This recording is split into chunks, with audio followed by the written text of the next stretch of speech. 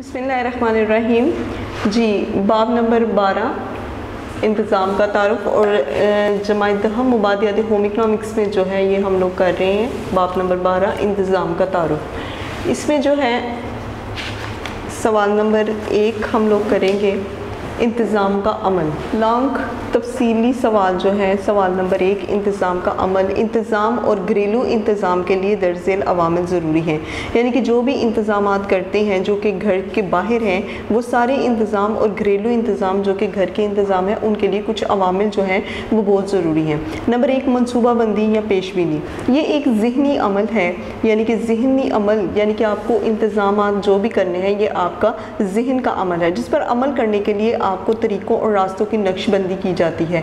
अब इस पर अमल करने के लिए आप मुख्तलिफ़ किस्म के तरीके और मुख्तलिफ़ किस्म के रास्ते जो हैं वो एक पूरी प्लानिंग की जो नक्शबंदी है वो अपने ज़हन में करते हैं ताकि छोटी बड़ी मंजिलों तक रसाई यानी कि पहुँच आपकी मुमकिन हो सके। मनसूबाबंदी से मुराद ऐसी सोची समझी तदबीर है जिन पर अमल पैरा होकर अफराद, कुंबे या ग्रोह अपनी कम मुद्दत और लंबी मुद्दत के मकासद को हासिल करने के हाँ होते हैं।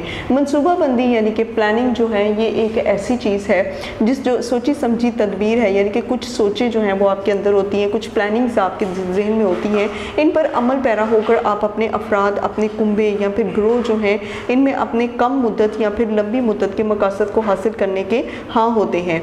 या ये कि मुस्तकबिल के लिए ऐसे ऐसे मंसूबों की पेशबीनी करते हैं जिन पर अमल करना आसान होता है, यानी कि आज से 4 साल बाद, 5 साल बाद या आया 10 साल बाद की प्लानिंग जो है वो आप अपने दिमाग में करते हैं और ये सारी की सारी जो है वो हिकमत अमली होती है। अब हिकमत अमली या इंज़िबात यानी कि पॉलिसी या फिर कंट्रोल। हिकमत अमली से मुराद मंसूबों को अमली जामा पहनाना है, यानी कि मंसूबों को जो है वो मुकम्मल करना जो इन तमाम इनफराद या इज्तिमाई कोशिशों और जदोजहद पर मुश्तमिल होती है, जो कि तमाम इनफरादी या इज्तिमाई। कुछ हिकमत अमली फ़र्दन भी होती है, यानी कि एक फ़र्द जो है उसके ऊपर पूरे घर का इन्हिसार होता है, उसके मुताबिक भी जो है वो अपने घर की प्लानिंग कर सकता है। और कुछ इज्तिमाई कोशिशें भी होती हैं, यानी कि कुछ लोगों के ग्रुप से जो है वो प्लानिंग की जाती है और फिर जदोजहद पर मुश्तमिल, यानी कि अब प्लानिंग करने के बाद नेक्स्ट आपके पास क्या होगा, जदोजहद यानी कि कोशिश। तो इन सब पर जो है वो हिकमत अमली मुश्तमिल होती है जिसके मुताबिक मनसूबाबंदी की जाती है, यानी कि प्लानिंग की जाती है ताकि मकासद का हसूल कामयाबी से मुमकिन हो सके। अब जो भी प्लानिंग आप करते हैं उसके बाद जो है प्लानिंग करने के बाद आप ये सोचते हैं कि आया इसका रिज़ल्ट आज से 2 साल बाद या 5 या 10 साल बाद जो है वो क्या होगा। उसके लिए फिर आप क्या करते हैं, जदोजहद करते हैं और कोशिश करने के बाद जो है वो आप मकासद के हसूल को जो है यानी कि अपने मकसद के हसूल तक कामयाबी को मुमकिन कर सकते हैं। इंज़िबात से मुराद ऐसा तर्ज़ अमल है, यानी कि कंट्रोल। कंट्रोल से मुराद ऐसा तर्ज़ अमल है जो काम की मिकदार, मियार और कारकर्दगी मंसूबे के मुताबिक रखता है। अब काम की मिकदार क्या है, यानी कि वो कितना काम है, आया ज़्यादा काम है या कम काम है। मियार यानी कि उसका जो जितना भी जो इसका मियार है वो कैसा है, उसकी कारकर्दगी कैसी है, काम में यानी कि किस तरह का होना चाहिए। इस सारे मंसूबे के मुताबिक जो है वो आप हिकमत अमली करते हैं और ऐसी तदाबीर करते हैं जिनसे तयशुदा मकासद का हसूल मुमकिन हो सके, यानी कि जितनी भी प्लानिंग, जितने भी मकसद आपने अपने जहन में बनाए हैं उनको जो है वो उनका हसूल जो है उनको हासिल करना जो है वो मुमकिन हो सके। यानी ये मनसूबाबंदी पर अमल पैरा रहने और अमल के दौरान दूसरी ख्वाहिशात, ज़रूरत और हजात पर ज़ब्त रखने में मामूल होता है। जितनी प्लानिंग आपने की होती है उस प्लानिंग के मुताबिक आप अपने घर के अखराजात, अपनी ख्वाहिशात और अपनी ज़रूरियात को बहुत हद तक कंट्रोल में रखते हैं। और जब अगर आप चाहते हैं कि आप अपनी प्लानिंग में, अपनी हिकमत अमली में कामयाब हो सकें तो फिर आपको अपनी दूसरी ख्वाहिशात, ज़रूरत और हजात पर कंट्रोल भी करना चाहिए ताकि मनसूबाबंदी नाकाम ना हो जाए। इसके लिए मुतअद्दिद अवामिल पर कारबंद रहना बहुत ज़रूरी है। मसलन तंजीम यानी कि डिसिप्लिन, जो काम करना हो उस पर अमल करना और काम बांटना, यानी कि खुद तो आप उस पर अमल करते हैं लेकिन इसके साथ साथ जो है वो आप काम को बांटे भी। निगरानी, घरेलू अमूर की देखभाल, उम्र या वक्त और क़ुव्वत और अहलियत के मुताबिक काम सौंपना। घरेलू अमूर की देखभाल, अगर आप घर के अमूर की देखभाल करते हैं, घर के कामों में आपने जो है वो सारा आपके ऊपर है, आपकी जिम्मेदारी है, उसके मुताबिक आप उम्र या वक्त और क़ुव्वत अहलियत के मुताबिक काम सौंपना। अब किस इंसान को उसकी उम्र और उसकी क़ुव्वत और ताकत के मुताबिक जो है वो काम सौंपे जाते हैं। मतलब 15 से 14-15 साल के बच्चे को भी आप जो है वो घर से बाहर के काम करवा सकते हैं, लेकिन वो उसकी उम्र के मुताबिक वो काम कर सकेगा। फिर उसके अलावा जो बुज़ुर्ग जो अफराद हैं घर में, जो कि बूढ़े अफराद हैं, उनको उनकी उम्र के मुताबिक आप छोटे मोटे काम दे सकते हैं, उनकी अहलियत के मुताबिक जो है वो काम दिए जा सकते हैं। इस पर अमल करना, हिदायत जारी करना, उनको तरतीब देना और रवाबित पैदा करना। तो ये सारी जितनी भी चीज़ें हैं ये हिकमत अमली में आती हैं, प्लानिंग में आती हैं। तो तो निगरानी में ये सारे काम जो हैं वो आपको करने ज़रूरी हैं। अब हम आते हैं हिदायत यानी कि डायरेक्शंस की तरफ। अब काम पर उकसाना यानी कि जिससे भी आप काम करवाते हैं, आया आपके अंदर इतनी एबिलिटी है कि आप उसे काम पर उकसा सकते हैं। काम की तरगीब देना कि अब आपने ये काम किस तरह से करना है, कितने टाइम में करना है, क्या वक्त दरकार है, और काम की तरफ माइल करना है, यानी कि अगर वो ना भी होना चाहे तो उसको मोटिवेट करना है इस चीज़ के लिए कि वो काम ज़रूर करे। अब हम आते हैं राब्ता यानी कि कोऑर्डिनेशन की तरफ। अफराद खाना की मशागल में ताल्लुक़ पैदा करना, काम करने वालों के जायज़ मुतालबात को तस्लीम करना। अब अफराद खाना घर के अफराद जो हैं उनके मशागल में ताल्लुक़ पैदा करना, यानी कि साथ साथ उनके जो मशगलें हैं उन्हें भी उनको जारी रखने की तरगीब देना। फिर काम करने वालों के जायज़ मुतालबात, जो काम आपके साथ कर रहे हैं उनके जायज़ मुतालबात को तस्लीम करना, कामों के लिए लोगों से राब्ता रखना या फिर ताकि वक्त पर ख़त्म हो सके। अगर आप काम करवा रहे हैं तो इसका मतलब ये नहीं कि आप उनसे काम करवाने के लिए उन्हें उनके हाल पर छोड़ दें, बल्कि आप उनके साथ राब्ता रखें ताकि काम जो है वो वक्त पर ख़त्म हो सके। अब हम आते हैं जायज़ा लेना। ये अमल परखने और जांच पड़ताल का होता है। अब ये जो जायज़ा लेना है इसमें आप परखते भी हैं, यानी कि आपके जो वर्कर्स हैं जो आपके साथ काम कर रहे हैं, एक तो आप उनको परख लेते हैं, दूसरा आप उनकी जांच पड़ताल करते हैं, यानी कि पूरी आपकी एक रिसर्च हो जाती है जो मुस्तकबिल के लिए रहनुमाई का सबब बनता है। यानी कि उन लोगों में अगर कुछ खामियाँ हैं तो उन्हें मज़ीद बेहतर बनाया जा सकता है। अगली मनसूबाबंदी के नकाइस और हामियों को जो है वो मुबर्रा हो सके, यानी कि इन तमाम हामियों से जो है वो आज़ादी दिलाई जा सकती। ये अमल मकासद रसूल में कामयाबी और नाकामी की पैमाइश करता है। जब आप जांच पड़ताल करते हैं, आपके साथ जो काम करने वाले हैं उनकी खूबियों और खामियों को लेकर चलते हैं और इन्हीं खूबियों और खामियों को लेकर इसके साथ जो है वो आप कामयाबी और नाकामी की पैमाइश करते हैं, यानी कि आपको इतना पता चल जाता है कि किस काम में जो है वो मुझे कामयाबी है और आया ऐसा मैं अगर ना करूँ तो ये ज़्यादा बेहतर होगा, और कौन सा ऐसा काम है जिसे करने से मुझे नाकामी होगी। तो इन दोनों चीज़ों को मद्देनज़र रखकर आप काम कर सकते हैं। ये पैमाइश से, इस पैमाइश से मकासद का तयन करना आसान और सहल हो जाता है। जब आप ये पैमाइश करते हैं, यानी कि ये अंदाज़ा लगाते हैं कि मेरे साथ काम करने वाले जो हैं उनकी खूबियों, उनको हामियों को लेकर चलते हैं साथ, तो फिर इससे जो है वो मकसद का तयन यानी कि मकसद को हासिल करना बड़ा आसान हो जाता है। हर काम में इस्लाह हो सकती है, आहिस्ता आहिस्ता आप दुरुस्तगी कर सकते हैं, उनकी भी और अपनी भी। घरेलू नज़्म व नस्क़ मंसूबे की कामयाबी और नाकामी का जायज़ा इस बात से लगाया जा सकता है, अगर आप घर के काम करते हैं तो उसमें जितनी भी प्लानिंग आप करते हैं इस बात का अंदाज़ा लगाया जा सकता है कि मंसूबे की तकमील से ख़ानदान अपने मकासद और मंजिल के असूल में कितना कामयाब हुआ है। ये मकासद और मसमूलाइन जितने ज़्यादा वाज़ेह होंगे उनका जायज़ा लेना उतना ही आसान होगा। तो जी क्लास, ये था आपका क्वेश्चन नंबर 1, इंतज़ाम का अमल, लॉन्ग क्वेश्चन नंबर 1, सफ़ा नंबर 82 पर, पेज नंबर 82 पर ये आपका क्वेश्चन है। और आपका ये जो क्वेश्चन है ये 83 पर जो है वो यहाँ पर आकर ख़त्म हो जाता है लॉन्ग क्वेश्चन। अब हम आते हैं लॉन्ग क्वेश्चन नंबर 2 की तरफ, इंतज़ाम की अहमियत। इस हकीकत से हम सब ही वाकिफ़ हैं कि जहाँ कहीं 2 या 2 से ज़्यादा अफराद रहते हैं या काम कर रहे होते हैं, वहाँ चंद फ़ायदे के साथ बेशतर इतराज़ात भी मौजूद होते हैं। तो एक हकीकत जो है इससे हम सब वाकिफ़ हैं कि जहाँ कहीं पर 2 या 2 से ज़ायद अफराद रहते हैं या काम करते हैं, वहाँ पर कुछ फ़ायदे तो आपको होते हैं, लेकिन इसके साथ साथ कुछ इतराज़ात भी मौजूद होते हैं, यानी कि फ़ायदों के साथ आपको कुछ नुकसान भी होंगे। हो भी सकता है कि जिनके साथ आप काम कर रहे हो आपको उनकी कुछ बातों पर भी इतराज़ हो। घर में हर शख्स की तबीयत, मिजाज, ज़रूरत, मुश्किलें, यानी कि उसकी जो मसरूफियात हैं और तकाज़े जो हैं ये दूसरों से मुख्तलिफ होते हैं। तो हर शख्स अपनी तबीयत के लिहाज से, अपने मिजाज, अपनी ज़रूरत और मुश्किलों के लिहाज से दूसरों से मुख्तलिफ होता है, जिन्हें पूरा करने के लिए मुख्तलिफ लोगों के लिए मुख्तलिफ तरह के ज़राए दरकार होते हैं। इन्हें पूरा करने के लिए जो मुख्तलिफ तरह के ज़राए हैं वो जो हैं वो बहुत ज़्यादा दरकार होते हैं। ज़राए वसाइल महदूद होते हैं, ज़राए आपके पास बड़े महदूद यानी कि बड़े कम होते हैं, और ज़रूरत और मकासद जो हैं वो लातादाद होते हैं, यानी कि ज़रूरियात जो हैं वो आपकी बहुत ज़्यादा होती हैं। अगर इन ज़राए को एहतियात से और सोच समझ कर इस्तेमाल ना किया जाए तो मकासद का मंजिल तक पहुँचना तो दरकिनार, इनके इब्तदाई मराहल तय करना भी बहुत ज़्यादा दुश्वार हो जाता है। अगर इन ज़राए को एहतियात से यानी कि सोच समझ कर इस्तेमाल ना किया जाए तो मकसद तक पहुँचना तो बहुत मुश्किल है, इनके इब्तदाई मराहल तय भी नहीं किए जा सकते।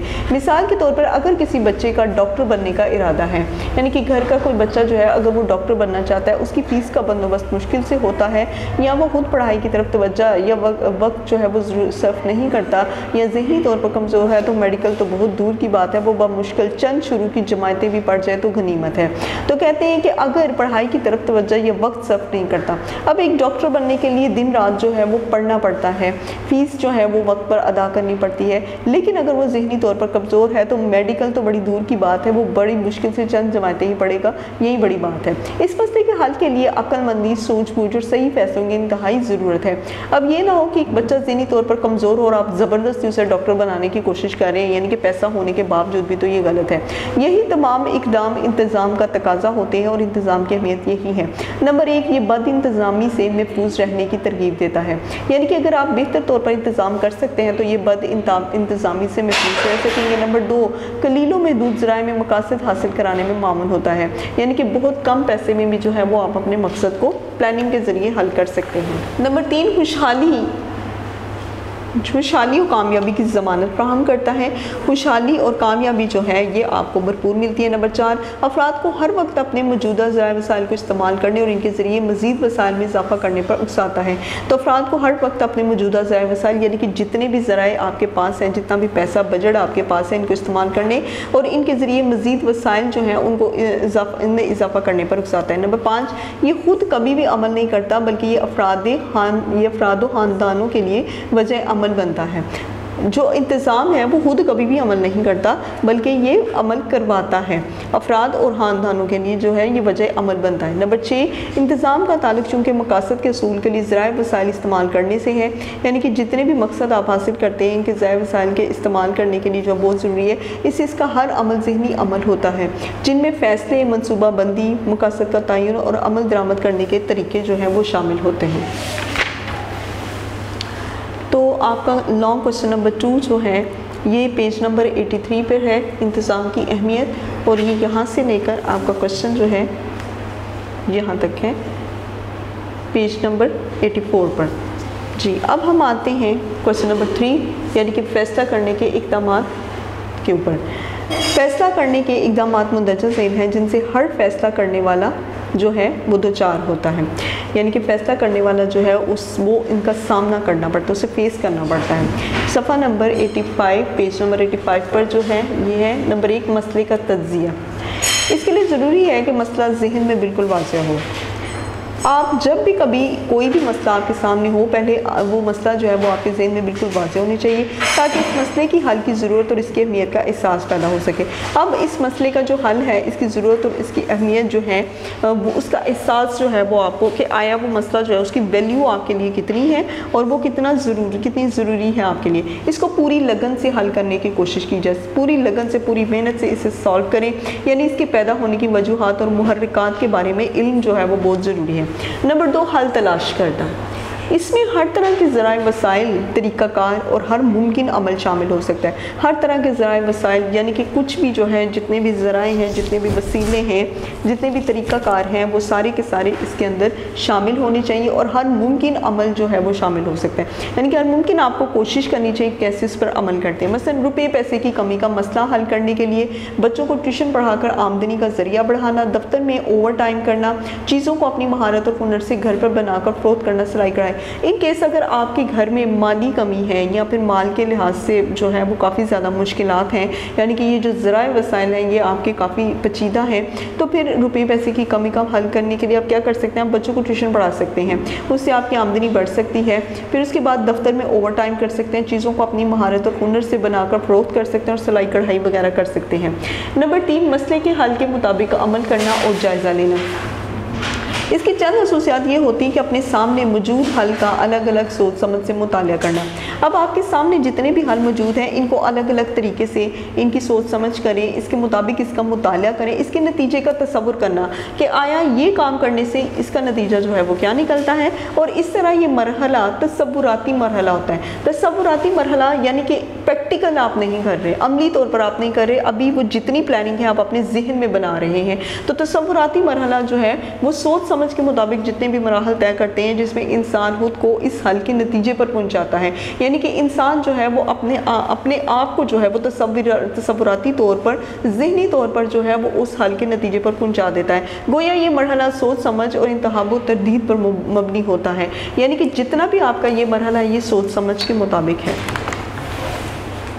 अलगर्ज़ ये कि फ़ैसले ज़िंदगी में इंतहाई अहमियत के हामिल होते हैं, यानी कि आपकी ज़िंदगी के जितने भी फ़ैसले हैं वो बहुत ज़्यादा अहमियत के हामिल होते हैं। इनकी वजह से ज़िंदगी में कई अमली इक़दाम करके नुकसान उठाने से हिफाजत रहती है, यानी कि आप अपनी ज़िंदगी में जितने भी बड़े बड़े फ़ैसले करते हैं अगर आप उसके अंदर प्लानिंग कर लेते हैं, हिकमत अमली को शामिल कर लेते हैं तो आप बहुत बड़े नुकसान से बच सकते हैं। वरना बिला सोचे समझे अमल करने से ज़िंदगी में बेजा परेशानियाँ लाहक होती हैं और गुजरे हुए वक्त, मेहनत और रकम के नुकसान का अजाला जो है वो नामुमकिन हो जाता है। यानी कि जो वक्त आपका गुजर गया, जो गुजरा हुआ जो वक्त है जब वो, और दूसरा ये कि आपकी मेहनत, और तीसरा ये कि जो आपकी रकम का नुकसान है वो दोबारा कभी भी नहीं भरा जा सकता।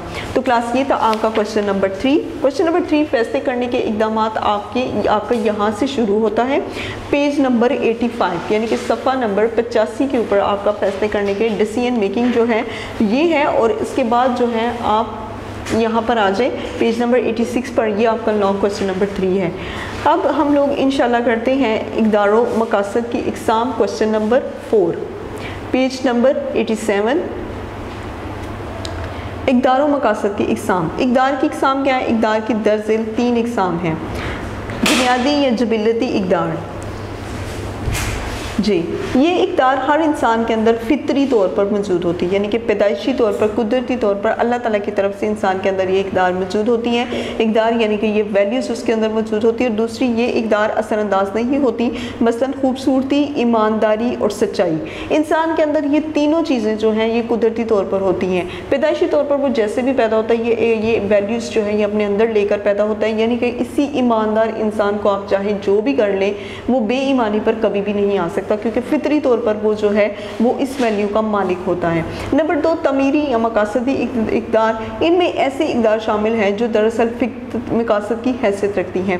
वो इनमें कुछ इस तरह की वैल्यूज़ शामिल होती हैं जो दरअसल असल मकसद की हैसियत रखती हैं या मकासद में तब्दील भी हो सकती हैं। मसलन महारतें जो हैं वो आप अपनी तब्दील कर सकते हैं, आप अपनी काबिलियतों को तब्दील कर सकते हैं, आप अपनी सलाहियतों को तब्दील कर सकते हैं। और तंजीम जो है यानी कि मुनज़्ज़म तरीके से आप उनको भी वक्त के साथ साथ जो है या हालात के मुताबिक जो है तब्दील कर सकते हैं। ये इक़दार घर की मुआशी फलाही और मेयारी ज़िंदगी को बेहतर ज़रिया बनाती हैं। तमीरी या मकासदी इक़दार जबिलती इक़दार की तरह मुतअद्दिद दूसरी इक़दार में मुलविस होती हैं। तमीरी या मकासदी यानी कि जो वैल्यूज़ आपके अंदर होती हैं, यानी कि ऐसी वैल्यूज़ जो आप अपनी ज़िंदगी में प्लानिंग के ज़रिए करते हैं, ये जबिलती इक़दार की तरह मुतअद्दिद दूसरी इक़दार में मुलविस होती हैं। मिसाल के तौर पर कामयाबी एक कदर है, यानी कि कामयाबी जो है ये एक बहुत बड़ी वैल्यू है, हर किसी की किस्मत में, हर किसी के नसीब में ये नहीं होती। इसको किस तरीके से हासिल करना है ये आपके ऊपर डिपेंड करता है कि आप अपनी ज़िंदगी में कामयाबी जो है वो कैसे हासिल करते हैं। इसका इन्हिसार इस फ़र्द या कुंबे की ईमानदारी और सच्चाई की इक़दार पर है। अब कुछ लोग अपनी ज़िंदगी में कामयाबी जो है वो हराम कमा कर या बेईमानी से भी करते हैं, और कुछ लोग कामयाब होने की कोशिश करते हैं कि कुदरती तौर पर उनके अंदर ईमानदारी और सच्चाई होती है और अपनी ईमानदारी और सच्चाई की वैल्यूज़ को अपनाते हुए जो है वो कामयाबी पर आते हैं, यानी एक कदर को किसी दूसरी कदर पर इन्हिसार करना पड़ता है। अब दोनों इक़दार का इम्तिज़ाज, यानी कि दोनों में जो है वो क्या फ़र्क है। इक़दार की ये किस्म दोनों इक़दार की खसूसियात की मुतहम्मिल हो सकती है। इक़दार की जो ये वैल्यू है ये दोनों इक़दार पर जो है ये डिपेंड हो सकती है, ये अपनी ज़ात के लिए भी अहम होती है। ये वैल्यू जो है ये खुद अपनी ज़ात के लिए बहुत बड़ी जो है बहुत अहम है, इसके ज़रिए दूसरी इक़दार या मकासद तक रसाई हो सकती है। अब आप इन वैल्यूज़ के ज़रिए अपनी दूसरी वैल्यूज़ को या अपने मकसद को जो है वो हासिल कर सकते हैं, मसलन मोहब्बत, सेहत, आराम व तस्कीन, तलीम, अक्लमंदी, तफरीहात, आर्ट, मज़हब वगैरह। यानी कि आप इन दोनों का इस्तेमाल करके ज़िंदगी में अगर कुछ पा सकते हैं तो उसमें है जो है वो आपकी मोहब्बत है, आपकी सेहत है, आपका आराम व तस्कीन है, तलीम है, अब अक्लमंदी जो है उसकी तरफ आपका रुझान हो सकता है, तफरीहात है, आर्ट और मज़हब वगैरह। ये तमाम इक़दार मिलकर घर की फलाह बहबूद और बेहतर इंतज़ाम जैसे इक़दार को सूदमंद यानी कि फ़ायदेमंद और बेहतर इंतखाब और बेहतर फैसल करने में रहनुमाई की अहमियत रखती है। मियाँ बीवी घरेलू ज़िंदगी का आगाज़ करते वक्त जो जो इक़दार इस्तेमाल करते हैं, यानी कि जितनी भी वैल्यूज़ मियाँ बीवी के अंदर होती हैं घर के काम काज में, बजट में, वो इंतहाई अहम होती है, क्योंकि इन इक़दार के मुश्तरक होने से अफराद खाना के आपस में ताल्लुकात इस्तवार होते हैं जो एक दूसरे के साथ रहन सहन के तरीके मुतय्यन करते हैं। पार्कर के मुताबिक, पार्कर कौन है? पार्कर एक फ़िलासफ़र है, फ़लसफ़ी है, तज्ज़िया निगार है। उसके मुताबिक मुश्तरका तौर पर मानी हुई इक़दार जो इंसानी रवैयों और ज़िंदगी गुजारने के तरीक़ों को एक ख़ास रंग अता करती है और हर ख़ानदान फ़र्द और माशरे में मौजूद होती है, वो मंदरजा ज़ेल है। नंबर 1, मोहब्बत। दुनिया में कोई इंसान तन्हा नहीं रह सकता, कोई भी ऐसा शख्स नहीं जो कि अकेला रह सकता हो, बल्कि और वो हर शख्स एक दूसरे के प्यार का मुतमन्नी होता है, यानी कि इंसान को जो है वो एक अपने साथ जो है किसी दूसरे की मोहब्बत की ज़रूरत होती है, जिसमें आप अपने वालिदैन, अपने बहन भाई, अजीज़ व अक़ारब, मुल्क व कौम और इंसानियत वगैरह से मोहब्बत जो है ये सब आपके साथ शामिल है। नंबर 2, आराम। हर शख्स ज़िंदगी में आसाइशों, ज़हनी सुकून और आराम का मुतमन्नी होता है, यानी कि हर शख्स जो है वो चाहता है कि उसकी ज़िंदगी में हर तरह की आसाइश हो, उसे ज़हनी सुकून हो, जो कि सबसे ज़्यादा जो है वैल्यू रखता है, और आराम का मुतमन्नी। नंबर 3, सेहत, जिस्मानी, ज़हनी और नफ्सियाती सेहत। आया कोई इंसान जो है वो ज़हनी और जिस्मानी तौर पर जो है वो सेहतमंद है। नंबर 4, इल्म व दानिश। हर इंसान की ख्वाहिश होती है कि वो दूसरों पर अपनी अक्ल व दानिशमंदी और इल्म की वजह से जो है वो बढ़ता रहे, यानी कि अपनी अक्ल और अपने इल्म की वजह से उसे दूसरों पर बढ़तरी हो। नंबर 5, कामयाबी। हर शख्स अपनी कामयाबी को कामरानी के लिए कोशिश करता रहता है। नंबर 6, महारत। हर काम को महारत से करना और हर चीज़ को सही तरीके और महारत से इस्तेमाल करने का हुनर व फन और इस्तेदादकारी।